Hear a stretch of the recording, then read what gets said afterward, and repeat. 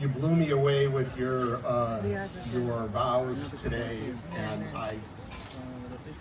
the education and the creative writing skills that you learned at Kalamazoo College just were amazing. So I wanted to throw that out there as well. I also want to to forget to thank the love of my life, my wife, Rebecca, who without her, Brooke and Tessa wouldn't be half as great as they are today. For Uncle Kevin, he's wondering where this is going, but Jerry Maguire, in the movie Jerry Maguire, he once made a statement that he can really work the living room. Now, my daughters don't really know. If you ask them what I do for a living, they wouldn't be able to really tell you what I do for a living. They're both, in their own cute little ways, gave me a marching orders. Please, Dad, make sure that you write your speech out. Don't do it off the cuff. You know, and I said, well, I can handle doing it off the cuff, but you know, as Jerry Maguire says, I can work the living room. So, anyways, I followed my daughter's directions.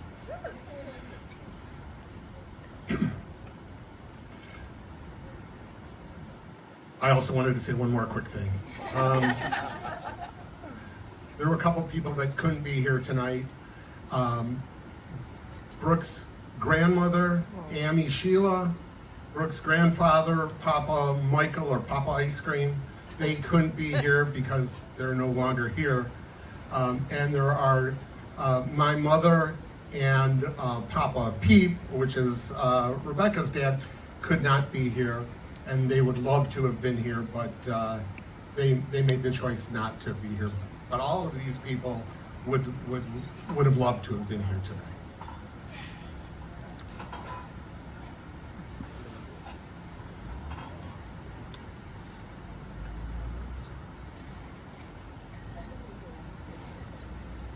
Maybe Brooke was right.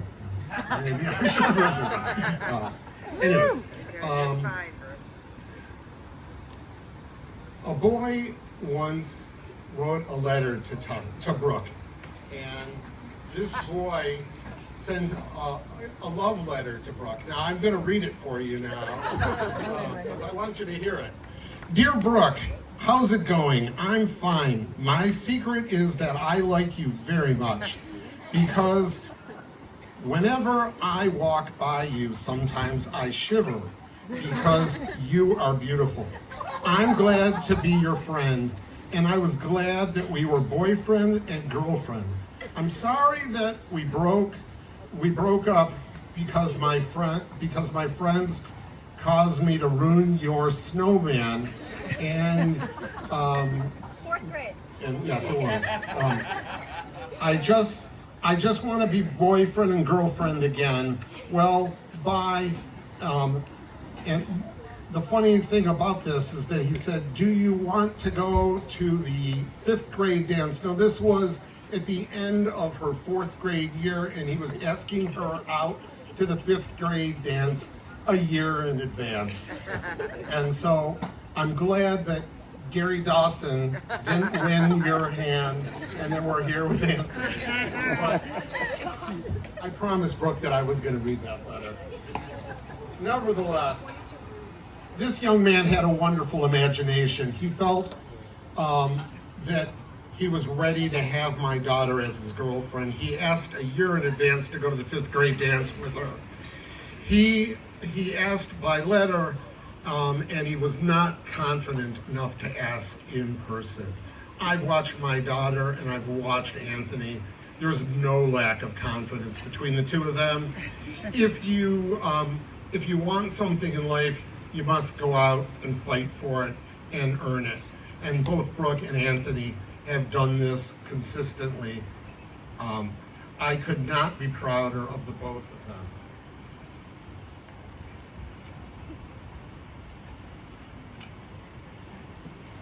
With regards to Brooke, from Mr. Weingarten's class, to being the high flyer on the cheerleading team, to going on most of the teen travel trips that Tamarack Camps offers, and then taking out some of these trips as a leader, you always shined. You chose, in choosing Kalamazoo College and 6 to 8 months in Ecuador, you've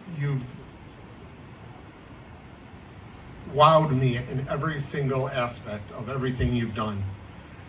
You chose to go to U of D Law School, which, believe it or not, I actually went to U of D Law School for 1 year.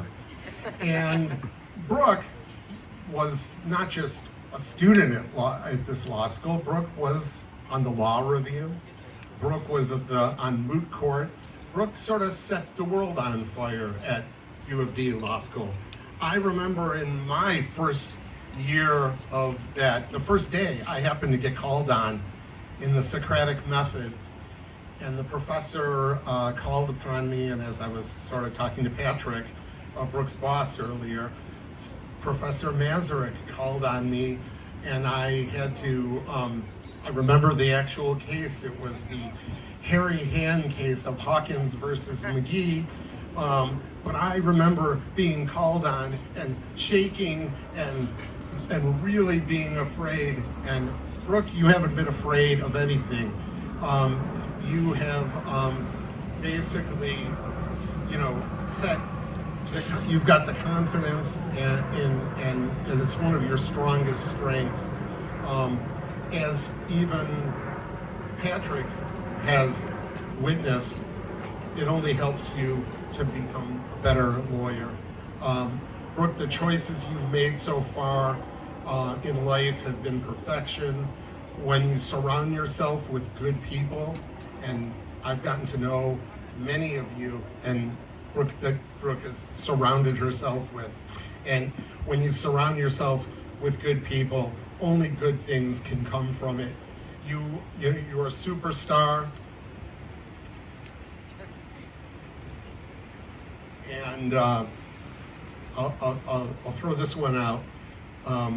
Brooke, the lyrics penned by Robert Hunter and composed by Jerry Garcia, I knew right away that you were not like other girls. Brooke, you have taught me so much on how to have patience and find joy in the smallest moments. Your laughter fills the whole house, and your smile makes any day better. You are loved beyond any words, and I could not be prouder of who you are and all of your accomplishments. Wherever life takes you, you will always have a place, a home in my heart, and I'll continue to be your biggest fan. Your warmth and your happiness wherever you go, you are truly one of life's beautiful gifts. Brooke, watching you grow into the incredible woman you are is one of my greatest joys. You are proof that strength and softness can coexist, that love can be fierce and gentle all at once. Every step you take is a reminder that the world is yours, that the world is yours to shape. Keep shining. Your light makes everything brighter. So please raise your glasses and toast Brooke and Anthony. Woo!